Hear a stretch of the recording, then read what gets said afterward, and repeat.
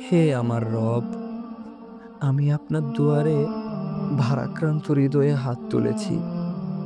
আমার বুকের ভেতর যেন আগুন জ্বলছে।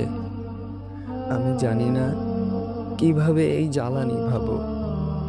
আমি জানি না কিভাবে আপনাকে বলবো আমার কষ্টের কথা।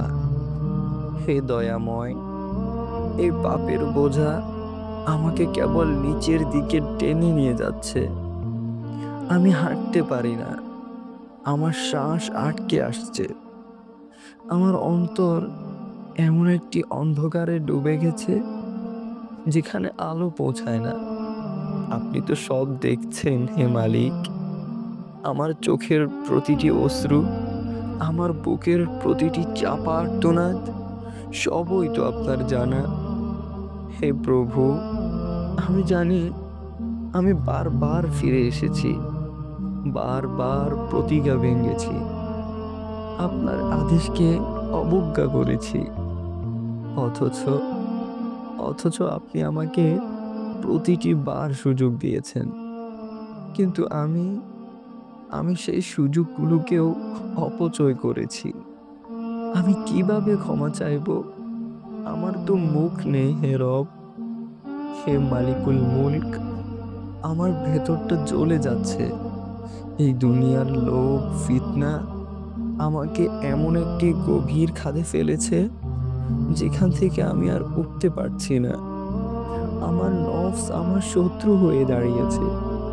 আমি জানি না কিভাবে নিজেকে এই বন্দিত্ব থেকে মুক্ত করব। হে সর্বশক্তিমান, আমি ভীত। আমি ভয় পাই সেই দিনের কথা যেদিন আপনার সামনে দাঁড়াতে হবে। আমি কিভাবে দাঁড়াবো? আমি কি বলবো? আমার কৃতকর্মগুলো আমার বিরুদ্ধে সাক্ষ্য দেবে। আমার প্রতিটি পাপ আমার গলায় ফাঁস হয়ে ঝুলবে। হে রব, আমি কিভাবে সেই দিনকে মুখোমুখি করব? আপনার রহমত ছাড়া আমি ধ্বংস হয়ে যাব। আপনার ক্ষমা ছাড়া আমার কোনো আশ্রয় নেই। আমাকে ছেড়ে যাবেন না হে মালিক।